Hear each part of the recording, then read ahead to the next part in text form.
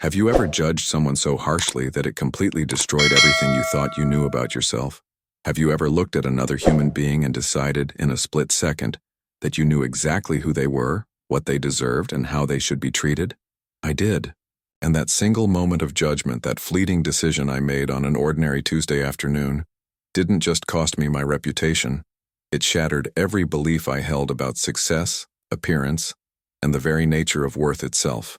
My name is Sarah Mitchell, and I was the branch manager of First National Bank's downtown location for 7 years.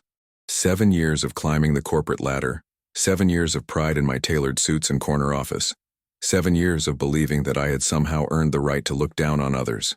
But in less than 5 minutes, a child I dismissed as a beggar, a nuisance, someone who didn't belong in my pristine marble-floored establishment, taught me the most expensive lesson of my entire life.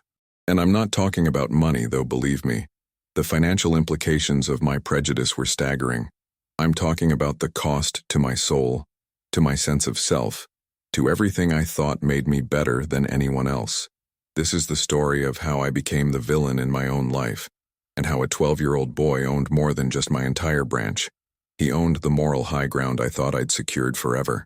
It started like any other day at First National Bank. I arrived at 7:30 in the morning, exactly 30 minutes before we opened to the public, just as I had done every single work day for the past 7 years. My routine was sacred, almost ritualistic in its precision. I would park my silver BMW in the reserved spot with my name on it, a perk I'd fought hard to earn, and I'd walk through the employee entrance with my head held high, my heels clicking against the polished floor with a sound that announced my authority. I loved that sound. It was the sound of success, of having made it, of being someone important. The security guard, Marcus, would nod respectfully as I passed, and I'd give him a tight smile, the kind that acknowledged his presence without actually engaging with him as an equal. Looking back now, I can see how every small interaction was laced with this toxic superiority I'd cultivated. I truly believed that my position, my salary, my corner office with the view of the city skyline, made me fundamentally different from the people who worked under me. Better even. My assistant, Jennifer, would already have my coffee waiting, extra hot, no sugar, a splash of cream, and she'd brief me on the day's appointments while I settled into my leather chair and booted up my computer. The morning of that Tuesday was no different. We had 3 business loan consultations scheduled, a meeting with corporate about quarterly performance metrics, and a walkthrough with the new security system installers. Everything was perfectly planned, perfectly controlled, perfectly predictable. I thrived on predictability. In my world, everything had its place, everyone had their role, and the system worked because people stayed in their designated lanes. The wealthy clients came in through the front doors and were immediately greeted with warm smiles and offers of cappuccino in our private consultation rooms. The regular customers waited in line, conducted their transactions, and left. The poor, the desperate, the ones who looked like they didn't belong, well, they were encouraged to use the ATMs outside, or, if they persisted, were handled quickly and efficiently so they wouldn't disturb the atmosphere I worked so hard to maintain. I had spent years cultivating the image of First National Bank's downtown branch as the premier location for serious banking. We served CEOs, entrepreneurs, established families with generational wealth. Our marble floors gleamed, our brass fixtures shone, and every employee understood that we were selling an experience, not just financial services. We were selling the feeling of exclusivity, of being part of an elite club where money talked and everything else walked. I had personally trained my staff on how to identify valuable clients within seconds of them entering the building. We looked at shoes. Expensive shoes meant expensive accounts. We looked at watches, handbags, the cut of a suit, the confidence in someone's stride. I had turned profiling into an art form, though I never would have admitted it in those terms. I called it customer service optimization in my reports to corporate. I called it resource allocation when training new employees. But deep down, in a place I never wanted to examine too closely, I knew exactly what it was. Discrimination dressed up in business casual attire. My staff respected me, or at least they appeared to. I commanded the floor with an iron fist wrapped in professional courtesy. When I gave an instruction, it was followed immediately. When I expressed displeasure, people scrambled to correct whatever had gone wrong. I had created an environment where efficiency was valued above empathy, where numbers mattered more than names, where the bottom line justified almost any behavior as long as it was cloaked in corporate policy. And I was good at it. Our branch consistently outperformed others in the region. We had the highest customer satisfaction ratings among high-net-worth individuals. We processed more large transactions than any other location. Corporate loved me. My boss loved my results. And I loved the validation, the bonuses, the recognition at company events where I'd stand on stage and accept awards for excellence in branch management, while my colleagues applauded politely, probably wondering how someone so young had risen so far so fast. But that Tuesday afternoon at approximately 2:15, my perfectly constructed world began to crumble. I was in my office reviewing loan applications when Jennifer buzzed my intercom with an edge of uncertainty in her voice that immediately put me on alert. Jennifer never sounded uncertain. I had trained her too well. "Ms. Mitchell, there's a situation on the floor that requires your attention," she said, and I could hear the careful choice of the word situation rather than problem. I stood up, smoothed my skirt, and walked out onto the main floor with the confidence of someone who had handled 1,000 situations and solved them all with swift, decisive action. What I saw made my jaw tighten with immediate displeasure. Near the entrance, causing what I perceived as a disturbance, was a child. A boy who couldn't have been more than 12 years old, wearing clothes that looked like they'd been slept in for days. Wrinkled cargo shorts, a faded t-shirt with some cartoon character I didn't recognize, and sneakers that had seen better days. His hair was uncombed, sticking up in several directions, and he was clutching a backpack that looked ready to fall apart at the seams. But what bothered me most, what sent an immediate signal of alarm through my perfectly ordered mind, was that he was talking to one of my tellers, asking questions, and taking up time that should have been devoted to legitimate customers. I could see the line behind him growing, could see the impatient shuffling of feet, could feel the expensive watches on wealthy wrists ticking away as this child wasted everyone's time. One of our security guards, a newer employee named Devin, was standing nearby, clearly unsure of what to do. The child wasn't causing a scene exactly, wasn't being loud or disruptive, but he didn't belong. That was the thought that crystallized in my mind with absolute certainty. He didn't belong in my bank. I approached with purposeful strides, my heels announcing my arrival, my face already arranged in the expression I used for difficult situations. Professional, firm, brooking no argument. "Excuse me," I said, my voice cutting through the murmur of conversation. The child turned to look at me, and I noticed he had these striking green eyes that seemed far too knowing for someone his age. But I didn't let that observation soften me. "Can I help you with something? Are your parents here?" The question was loaded, of course. I was giving him an out, a chance to explain that he was with an adult who was conducting legitimate business. He looked at me steadily and said, "I'm here to speak with someone about my accounts." My accounts. The presumption of it, the absurdity, almost made me laugh out loud.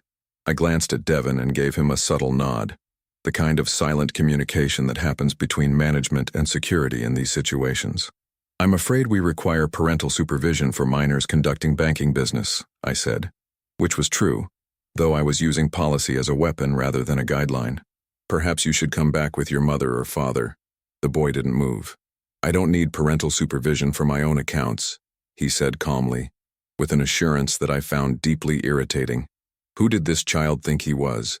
"I'm going to have to ask you to leave," I said, my voice dropping to a tone that usually made people comply immediately. "If you have business here, you can return with an adult. Otherwise, you're disrupting our operations."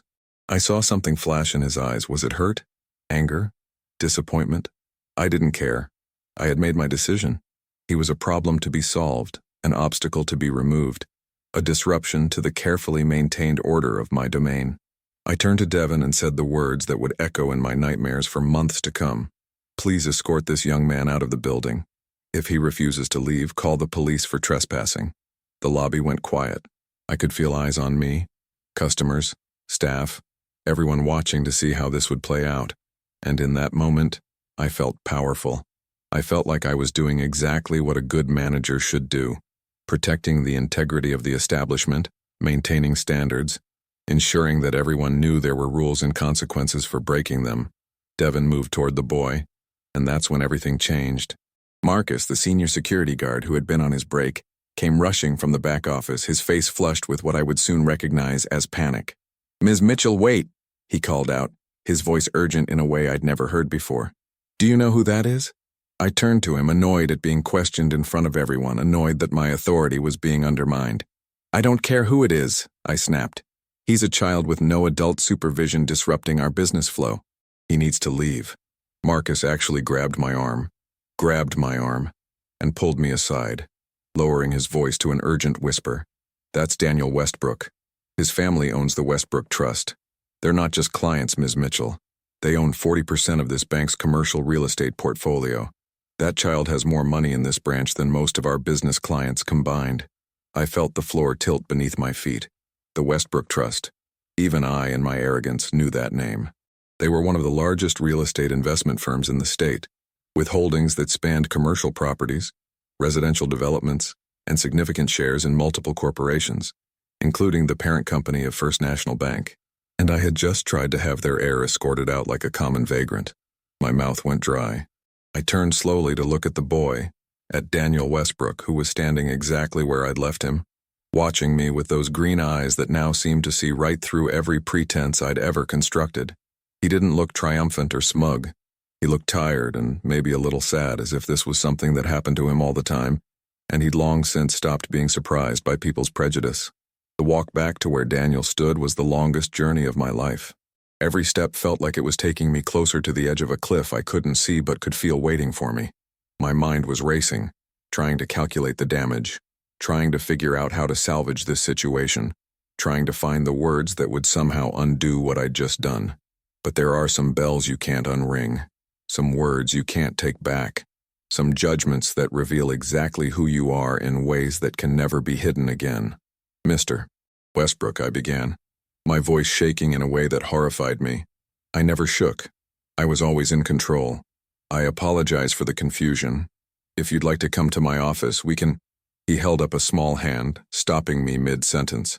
You weren't confused, he said quietly, and his voice had a quality of sadness that was somehow worse than anger would have been. You saw a kid in messy clothes and decided I didn't belong here. You didn't ask my name. You didn't ask why I was here. You just decided. Every word was true. Every word was an indictment I couldn't defend against. Around us, the lobby had gone so quiet you could have heard a pin drop. Everyone was watching. Everyone was listening. And I knew that within hours this story would spread through the entire company, probably the entire banking community in the city. The branch manager who tried to throw out one of the bank's wealthiest clients. The woman who let her prejudice override her professional judgment so completely that she almost committed career suicide. I made a mistake, I said, and even as the words left my mouth, I knew how inadequate they were. How do you apologize for seeing someone as less than human? How do you take back the casual cruelty of assumptions based on appearance? How do you explain that you'd built an entire career on this kind of discrimination, and this was just the first time you'd been caught doing it to someone who had the power to expose you? Daniel looked at me for a long moment, and I saw something in his expression that I didn't expect.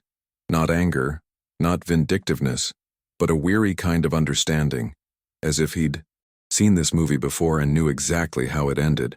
My father sent me here today as a test, he said, his voice carrying across the silent lobby. He wanted to see if I could handle my own banking business, if people would take me seriously, if I was ready to start learning about managing the family accounts. He told me it might be difficult, that some people judge by appearances, but I didn't think. He trailed off, and I saw him swallow hard. I didn't think a bank manager would call security on me without even asking my name. The shame that washed over me in that moment was unlike anything I'd ever experienced. It wasn't the shame of being caught, of facing consequences for my actions. It was deeper than that. It was the shame of seeing myself clearly for the first time, of recognizing the person I'd become, of understanding that I had spent years perfecting a kind of cruelty I'd dressed up as professionalism. My phone was already buzzing in my pocket. I didn't need to check it to know it was my boss, probably alerted by someone in the branch, probably already drafting my termination letter. But in that moment, I didn't care about my job. I didn't care about my career. I cared about the fact that I had made a child feel unwelcome, unsafe, judged, and found wanting, all because of how he was dressed. I don't know what to say, I whispered, and it was the most honest thing I'd said in years. I'm sorry. Feels completely inadequate. Daniel adjusted his backpack on his shoulders. My dad says that sorry is just a word unless it changes how you act in the future. He says people show you who they are by what they do, not what they say. Wisdom from a 12-year-old that cut deeper than any corporate training I'd ever received. Wisdom I'd spent my entire adult life avoiding because it was easier to judge than to see, easier to assume than to ask, easier to maintain prejudice than to challenge it. Jennifer appeared at my elbow, her face pale, holding my office phone. Ms. Mitchell, Mr. Harrison from corporate is on line 1. He says it's urgent. Mr. Harrison, the regional director, the man who had promoted me, who had celebrated my success, who had held me up as an example of effective leadership. I took the phone with a hand that trembled visibly, and I saw Daniel notice the tremor. For a brief, irrational moment, I wanted to blame him for my situation. If he had just looked different, if he had just dressed better, if he had just conformed to what I expected wealth to look like, none of this would have happened. But even as that thought formed, I recognized it for what it was, the last desperate gasp of a worldview that was crumbling around me. The fault wasn't his for failing to meet my expectations. The fault was mine for having those expectations in the first place. Mr. Harrison, I said into the phone, trying to keep my voice steady. I can explain. No need for explanation, Sarah. His voice came through, cold and clipped in a way I'd never heard directed at me before. We've received a call from Richard Westbrook himself. He's furious. He's threatening to move every single account his family holds with us to another institution. Do you have any idea what that would mean? Not just for your branch, but for the entire regional operation? I closed my eyes. Numbers flashed through my mind. The Westbrook Trust's holdings, their deposits, their investment accounts, their commercial loans. We were talking about hundreds of millions of dollars, possibly over $1 billion when you calculated their full relationship with the bank. Jobs would be lost. Bonuses would evaporate. The entire branch might be closed. And it was all because I couldn't see past a wrinkled t-shirt and messy hair. I understand the severity of the situation, I managed to say. I take full responsibility for my actions. Full responsibility, Mr. Harrison repeated, and I could hear him breathing heavily on the other end. Could picture him in his office, pacing, trying to figure out how to contain this disaster. Do you know what Richard Westbrook said to me? He said this was exactly why he sent his son in looking ordinary. He wanted to see if we would treat him with respect, regardless of appearance. It was a test, Sarah. A test of our institutional values. And you failed it spectacularly. The word spectacularly hung in the air like an accusation. I had indeed failed spectacularly, publicly, in a way that would become a cautionary tale in banking circles for years to come. What do you want me to do? I asked, though I already knew the answer. I want you to fix this if it's fixable, Mr. Harrison said. I want you to apologize to that boy and his father in a way that might convince them that this was an isolated incident and not reflective of our company culture. And then I want you to start packing your office, because whether or not they accept your apology, your time as a branch manager is over. We'll discuss the specifics of your departure later, but start thinking about whether you want to resign or be terminated. Those are your options. The line went dead. I stood there holding the phone, feeling like I was watching my life implode from outside my own body. Everything I'd worked for, every sacrifice I'd made, every relationship I'd neglected in pursuit of career advancement, all of it collapsing like a house of cards because I couldn't extend basic human dignity to a child who didn't look like my mental image of wealth. Daniel was still standing there watching me with those two knowing eyes. Your dad called corporate, I said unnecessarily. He nodded. He was watching from his car across the street. He wanted to see what would happen, how I'd handle it if people didn't know who I was.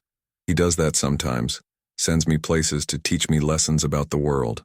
A thought occurred to me, something that made the situation even worse. How many times has this happened to you? People treating you poorly because of how you look. Daniel shrugged, a gesture that tried to seem casual but carried the weight of repeated hurt. A lot. My dad says it's good for me, that it keeps me humble, that it helps me understand what other people go through. But sometimes, he paused, and I saw his jaw tighten.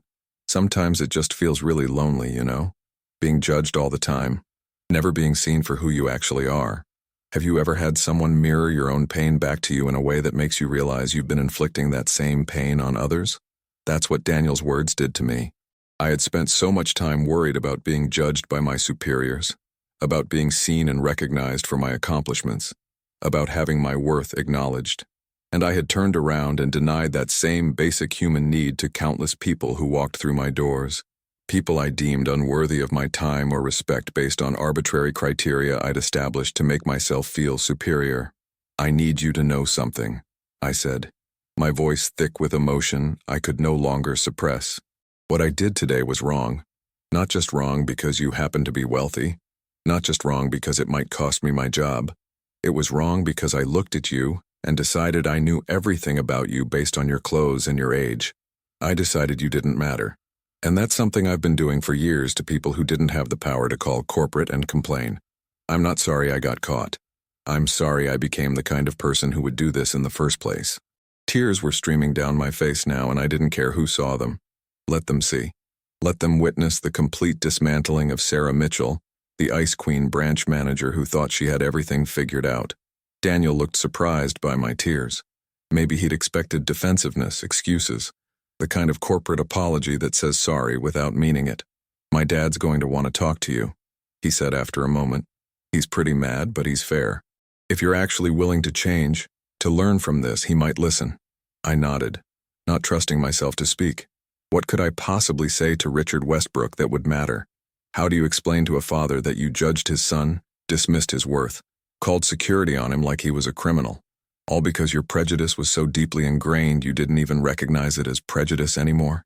Marcus approached cautiously, as if afraid I might shatter completely. "Mr. Westbrook Sr. is on his way to the branch," he said quietly. "He'll be here in about 10 minutes. 10 minutes to prepare for a conversation that would determine not just my career trajectory, but possibly my entire future in the banking industry. Word of something like this spreads fast. Even if I wasn't formally terminated, even if I managed to resign quietly, people would know. The professional network I'd spent years cultivating would hear the story, probably in exaggerated versions that made me sound even worse than I already was. I looked around the lobby of the bank I'd run for 7 years. Everything was exactly as I'd designed it. Polished, pristine, professional, unwelcoming to anyone who didn't fit a certain image. When had I become so cold? When had maintaining appearances become more important than treating people with basic decency? I thought back to my first day in banking, fresh out of college with a degree in finance and dreams of making a difference. I had wanted to help people, to be someone who made financial services accessible and understandable. Somewhere along the way, I'd lost that idealism. I'd bought into a system that valued profit over people, that measured success in numbers rather than positive impact, that rewarded efficiency and dismissed empathy as a weakness.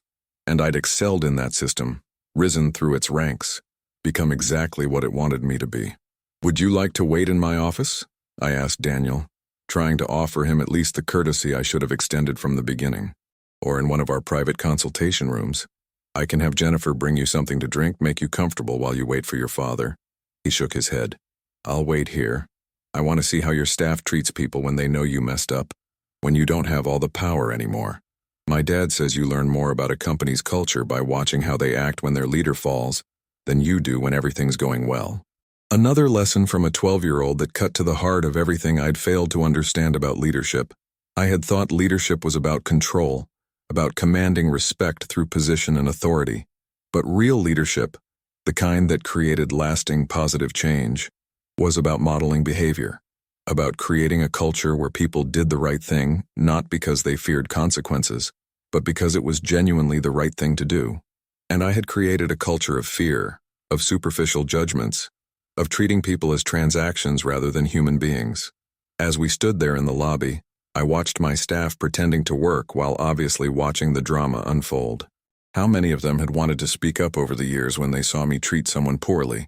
How many had bitten their tongues when I made a snap judgment about a customer based on appearance? How many had learned from my example that this was how you succeeded in banking? By being ruthless, by valuing the bottom line over everything else, by seeing people as either useful or disposable based on the size of their accounts. Jennifer approached with a bottle of water for Daniel, which he accepted, with a quiet thank you that held more grace than I'd shown in our entire interaction. "Ms. Mitchell," Jennifer said softly, "is there anything you need?" What I needed was a time machine. What I needed was to go back to that moment when I first saw Daniel and make a different choice, ask different questions, extend basic courtesy instead of contempt. What I needed was to somehow undo years of becoming someone I was suddenly ashamed to be. "No," I said, "but thank you for asking." The lobby doors opened and Richard Westbrook walked in. I recognized him immediately from photos in business publications. Tall, mid-50s, with salt and pepper hair, and the same striking green eyes as his son. He wore jeans and a casual button-down shirt, and I realized with a start that he was dressed as ordinarily as Daniel, that this whole exercise had been intentional from the beginning. A lesson not just for his son, but for whoever he encountered. He walked straight to Daniel, put a hand on his shoulder and asked, "You okay, buddy?" Daniel nodded. "I'm okay, Dad." Ms. Mitchell apologized. "I think she really means it." Richard Westbrook turned those green eyes on me, and I felt like every defense I'd ever built was stripped away under that gaze. "Ms. Mitchell," he said, his voice even and controlled, which was somehow scarier than if he'd been yelling. "My son tells me you called security on him, that you were going to have him escorted out, possibly arrested for trespassing. Is that accurate?" I could have made excuses. I could have blamed policy, blamed the stress of the job, blamed anything but myself. But what would be the point? "Yes, sir. That's accurate. I saw your son and made assumptions based on his appearance. I didn't ask his name, didn't inquire about his purpose for being here, didn't extend even basic courtesy. I decided he didn't belong in my bank, and I acted on that decision without any regard for who he actually was. It was discriminatory, unprofessional, and inexcusable." Richard studied me for a long moment. "Do you know why I send Daniel out like this sometimes? Why I deliberately have him dress casually, look like any other kid rather than the heir to a fortune?" I shook my head. "Because I want him to understand something that most wealthy people never learn. That the respect you receive shouldn't be based on your bank balance or your last name. That every human being deserves to be treated with dignity, regardless of what they're wearing or how they look. And I want him to experience what it's like when people don't know who he is, so he never forgets to treat others with respect, regardless of their circumstances." Every word was an arrow finding its mark. "But here's what I didn't expect," Richard continued. "I didn't expect a branch manager at one of the most prestigious banks in the city to so thoroughly fail such a basic test of human decency. I've been banking with First National for over 20 years. We've built a relationship based on trust, on mutual respect, and you've shown me that all that relationship means nothing if someone doesn't look the part you expect them to play." I felt my throat tighten. "Mr. Westbrook, I understand if you want to move your accounts. I understand if you want me fired. I deserve both of those things. But I want you to know that what happened today has shown me something about myself that I desperately needed to see, even though it's painful. I've spent years judging people, creating a hierarchy of worth based on appearance and account balances. Your son isn't the first person I've treated poorly. He's just the first one who had the power to make me face consequences for my prejudice." Richard glanced at Daniel, some wordless communication passing between them. "What would you do differently?" Richard asked me. "If you could go back to the moment my son walked in, what would you change?" I thought about it carefully, knowing that my answer mattered more than any apology could. I would see a child who needed help instead of an inconvenience to be removed. I would ask his name, ask how I could assist him, treat him the way I would want my own child to be treated if they walked into an unfamiliar place needing help. I would remember that my job isn't to police who belongs and who doesn't. It's to serve everyone who walks through those doors with equal respect and professionalism. But more than that, I would examine the culture I've created here, the way I've trained my staff to see people, the values I've prioritized. Because this wasn't just one bad decision. It was the culmination of years of bad decisions, of choosing efficiency over empathy, of measuring people's worth by their appearance instead of their humanity. The lobby was absolutely silent. Everyone, customers, staff, security, was watching this unfold like a play, a morality tale about the cost of prejudice and the possibility of redemption. "My corporate office wants me to fire you," Richard said. "They've made that very clear. They think it will send a message about how seriously the bank takes discrimination." He paused, but my son said something interesting. He said you cried when you apologized. He said it seemed like you actually understood what you'd done wrong, not just that you were sorry you got caught. Daniel's a good judge of character, better than most adults I know. So I'm going to make you an offer. I held my breath, not daring to hope that this could end in anything other than complete professional destruction. "You're going to resign from your position as branch manager," Richard said. That's non-negotiable. You've lost the right to lead this team. But First National Bank is going to create a new position for you, Diversity and Inclusion Officer for the region. Your job will be to train staff on recognizing and eliminating the kind of prejudice you demonstrated today. You'll visit every branch, review policies, work with management to create a culture where every customer, regardless of appearance, age, race, or perceived wealth, is treated with equal respect and dignity. He let that sink in before continuing. It's not a promotion. It's a demotion in terms of prestige and probably pay. But it's a chance to take what you learned today and use it to make sure no other child, no other person, has to experience what my son experienced. It's a chance to turn your failure into something constructive. And if you do the work, if you genuinely commit to changing not just policies but hearts and minds, including your own, then maybe some good can come from this. Tears were streaming down my face again, but this time they were different. They were tears of gratitude mixed with grief. Gratitude for an opportunity I didn't deserve. Grief for all the people I'd hurt before I learned this lesson, before someone gave me a chance to change. I'll do it, I said, my voice shaking.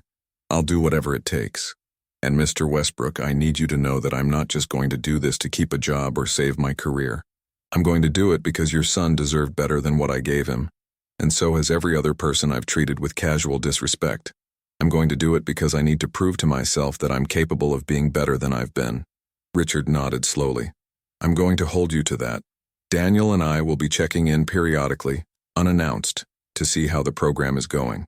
And if I find out you're just going through the motions, paying lip service to diversity while maintaining the same old prejudices, the deal is off, and I move every account I have to another institution. Are we clear? Crystal clear. Yes, sir. Daniel stepped forward, extending his hand to me. Good luck, Ms. Mitchell. I hope you learn what you need to learn. I took his small hand in mine, and the simple dignity of that handshake, a child offering forgiveness to an adult who had wronged him, nearly broke me completely. How many adults would have been that generous? How many would have demanded harsher punishment, would have savored my downfall? Instead, this 12-year-old was giving me a chance to be better, to grow, to transform my failure into something meaningful. Thank you, Daniel, I managed to say. I'm sorry for how I treated you. And I promise I'm going to spend however long it takes making sure no other kid has to go through what you went through today. He gave me a small smile. My dad says the best apology is changed behavior, so I'll be watching to see if you mean it. As Richard and Daniel left the branch, I stood in the lobby feeling like I'd been taken apart and reassembled into someone completely different.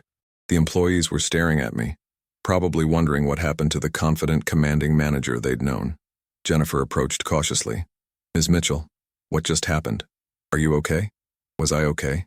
I'd just lost my job, my status, everything I'd spent 7 years building. I'd been publicly humiliated, forced to confront the worst parts of myself, stripped of the identity I'd constructed so carefully. But was I okay?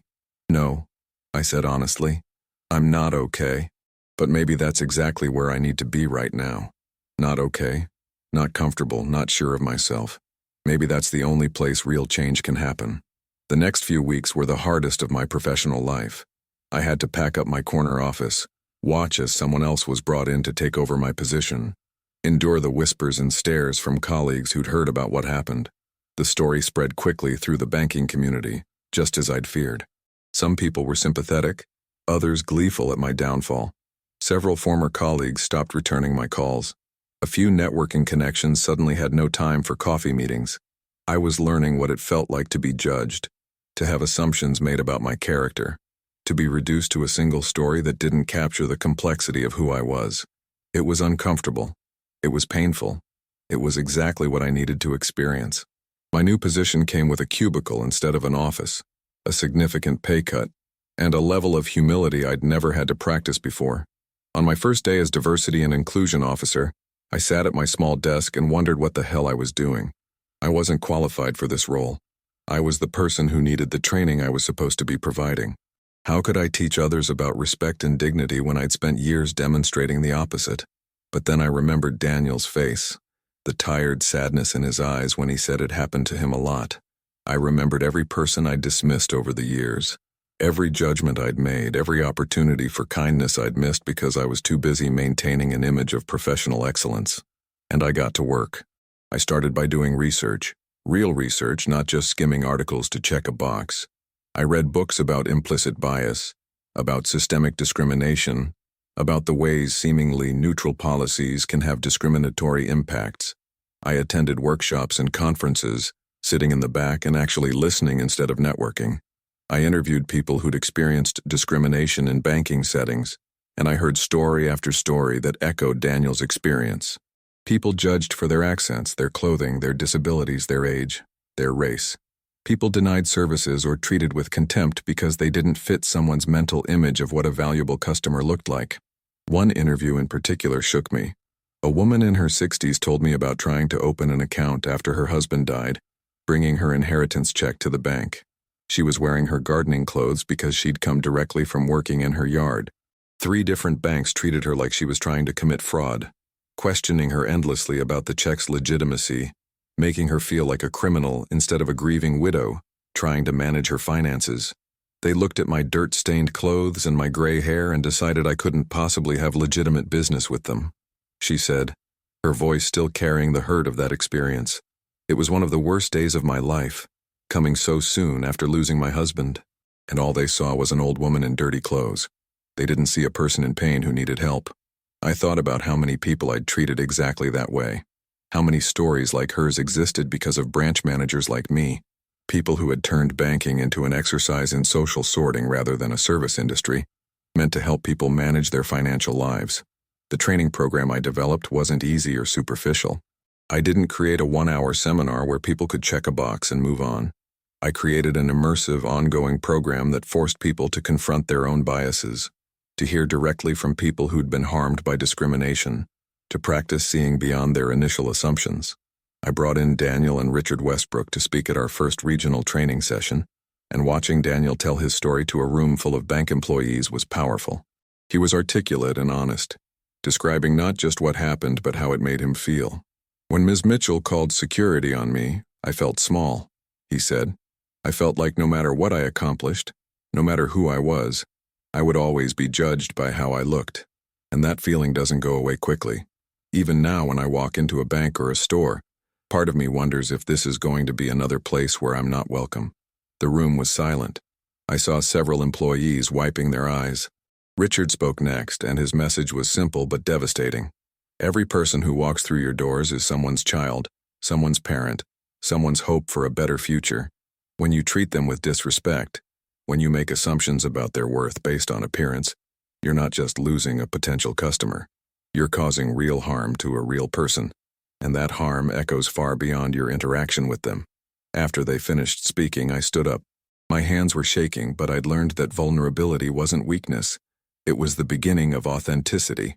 My name is Sarah Mitchell, and I'm the reason we're all here today, I began. I'm the branch manager who called security on a 12-year-old boy because he didn't look like my mental image of wealth. I'm the person who spent years creating a culture of discrimination disguised as customer service excellence. I'm the one who failed so spectacularly that I lost my position, my status, and my self-respect. I paused, making eye contact with people around the room. But I'm also the person who's committed to making sure my failure becomes a lesson that prevents others from causing the same harm. I'm not standing up here as an expert on diversity and inclusion. I'm standing up here as someone who learned the hardest way possible that our prejudices have real consequences for real people. And I'm asking you to examine your own assumptions, your own biases, before they cost you what they cost me. The training sessions became known throughout the company. At first, people attended because it was mandatory, but word spread that something different was happening in these sessions. Something genuine and transformative rather than the usual corporate checkbox training. Employees started volunteering to share their own experiences of being discriminated against, creating a space where people could be honest about the impact of prejudice. Have you ever experienced a moment where you realized your entire career had been leading to something you never could have predicted? That's what this new role became for me. All those years of banking experience, of understanding how the industry worked, of knowing the pressures and incentives that drove discriminatory behavior, all of it became useful in a completely different way. I could speak the language of branch managers, understand their concerns about efficiency and profitability, and show them how creating an inclusive culture actually improved both. I worked with corporate to revise policies that had discriminatory impacts. We eliminated dress codes that were culturally biased, We created protocols for working with customers who had disabilities. We trained security staff on de-escalation and non-discrimination. We established mystery shopper programs where people from diverse backgrounds tested our services and reported on their experiences. 6 months into the role, Richard Westbrook and Daniel made one of their surprise visits. They came to a branch in the suburbs, Richard dressed casually as always, Daniel in his typical kid clothes. I happened to be there conducting a training follow-up, and I watched from a distance as they entered. The difference was immediately visible. The teller greeted Daniel with a warm smile and asked how she could help him.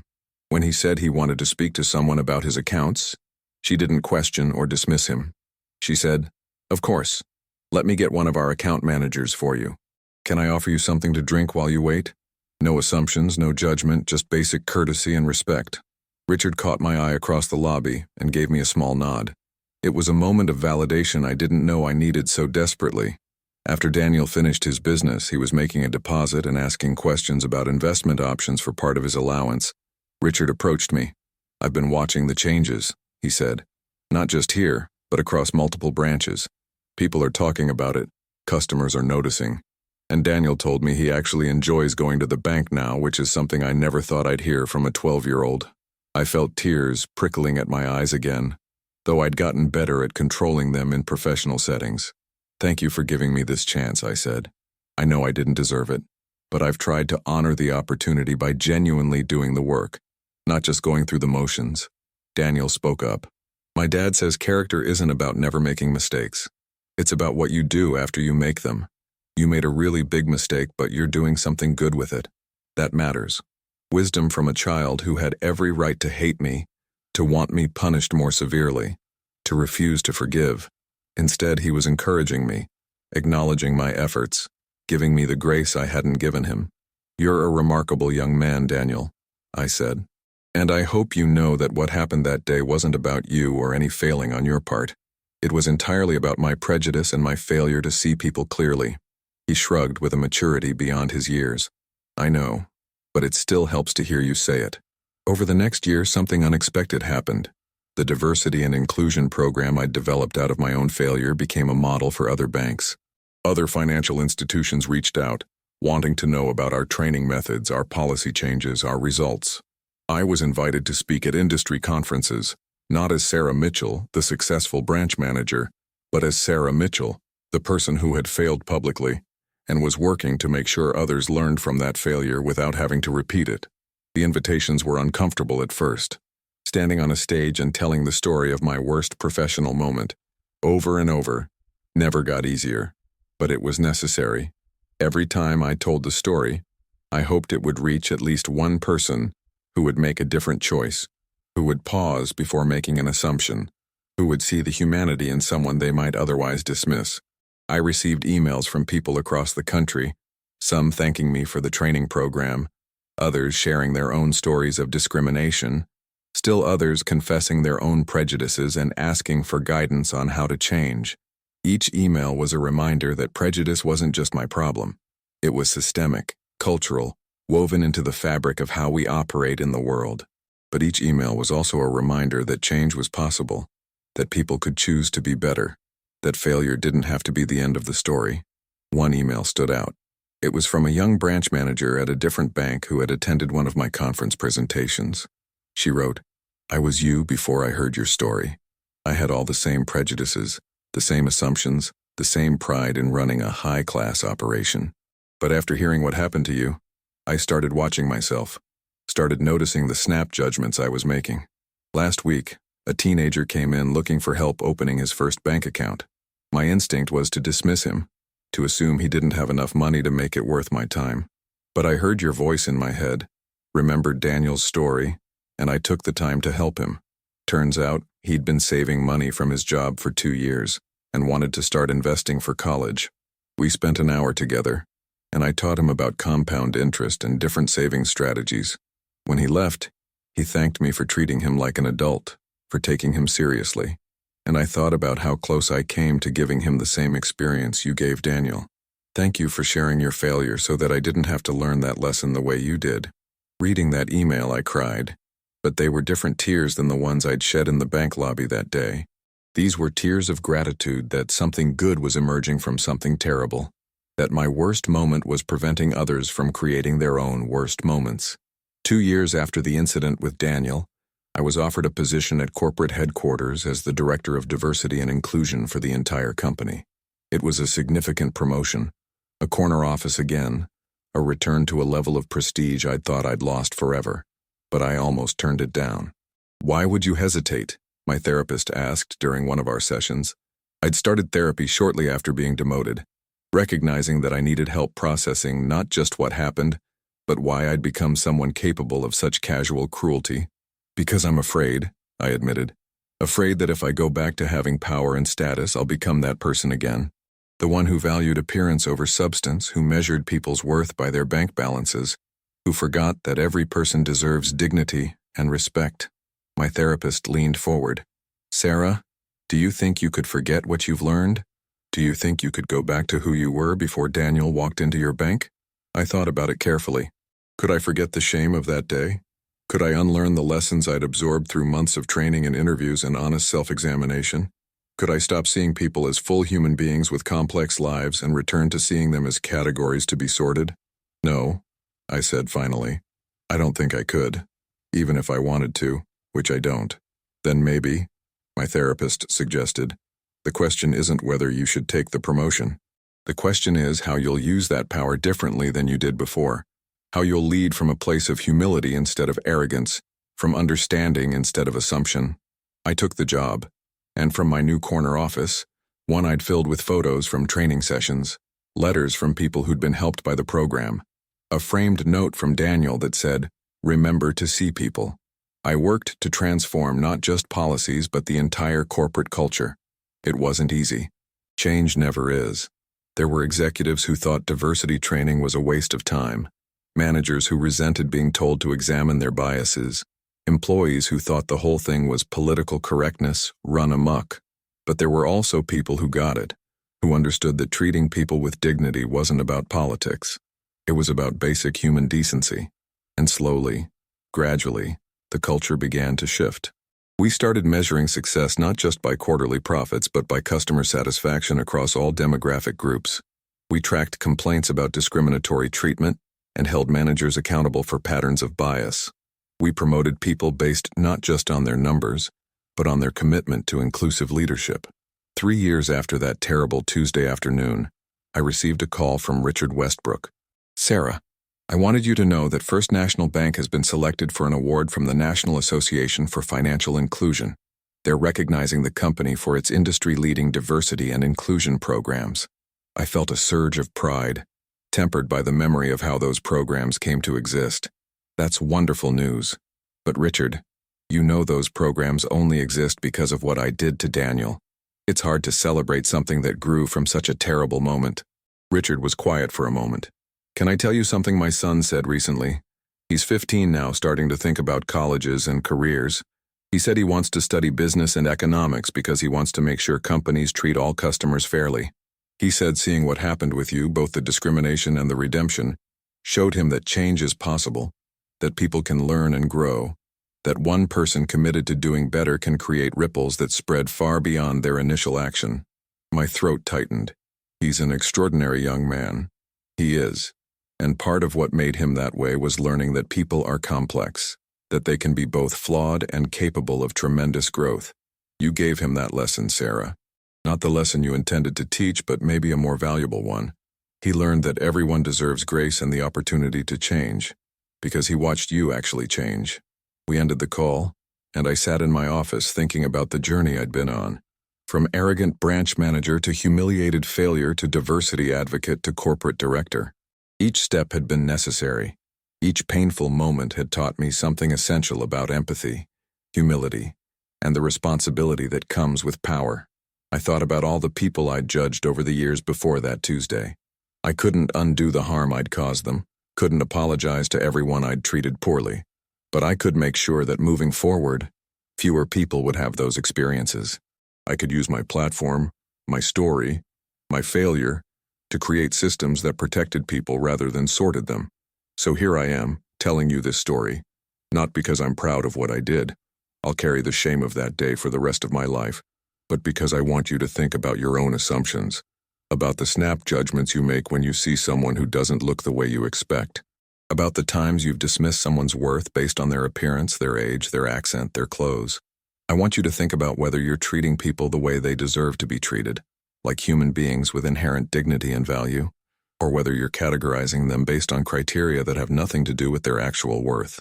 Have you ever looked at someone and decided in that split second that you knew everything about them? Have you ever let your prejudices override your compassion? If you're honest, the answer is probably yes. We all do it. We all have biases we don't even recognize. But the question is, what are you going to do about it?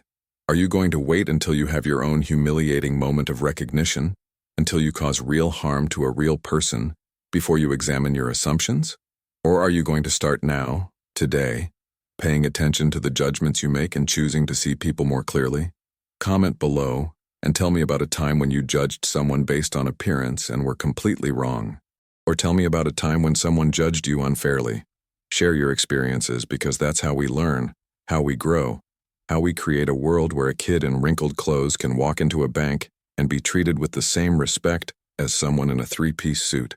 If this story touched your heart, if it made you think about your own biases and assumptions, please leave a like. It helps share this message with more people who might need to hear it. And if you want to hear more stories about real experiences, about the lessons we learn from our failures and our successes, about the complexity of being human in a world that often demands we fit into simple categories, please subscribe to Through My Eyes and hit that notification bell. We're building a community here of people who believe in growth, in second chances, in the possibility of becoming better than we were yesterday. Because that's what this story is really about. Not just my failure, but the possibility of redemption through genuine change. Not just the harm I caused, but the good that emerged when I committed to learning from that harm. Not just the snap judgment that nearly destroyed my career, but the years of hard work that transformed that judgment into a program that's helped thousands of people. Daniel Westbrook owned more than my entire branch that day. He owned the moral high ground, the dignity I tried to take from him, the lesson I needed to learn. But he also showed me something else, that it's possible to extend grace to people who've wronged you, to believe in their capacity to change, to give them the opportunity to become better than they were. I didn't deserve his forgiveness or his father's second chance, but they gave it to me anyway. And I've spent every day since trying to prove worthy of that gift, trying to honor their generosity by passing it forward, by creating opportunities for others to learn and grow, without having to fail as spectacularly as I did. So thank you for listening to my story. Thank you for being part of this community that believes in honesty, vulnerability, and the hard work of self-examination. And thank you for being willing to look at your own assumptions and ask yourself, am I seeing people clearly, or am I letting my prejudices distort my vision? The answer to that question might just change your life the way answering it changed mine. Remember to see people, really see them, not just the surface, not just your assumptions, but the full, complex, valuable human beings they actually are. That's the lesson Daniel taught me. That's the lesson I'm still learning every single day. And that's the lesson I hope you'll take with you from this story. Subscribe to Through My Eyes, leave your comments, share your experiences, and let's build a world where everyone is seen, valued, and treated with the dignity they deserve. Thanks for watching, and I'll see you in the next story.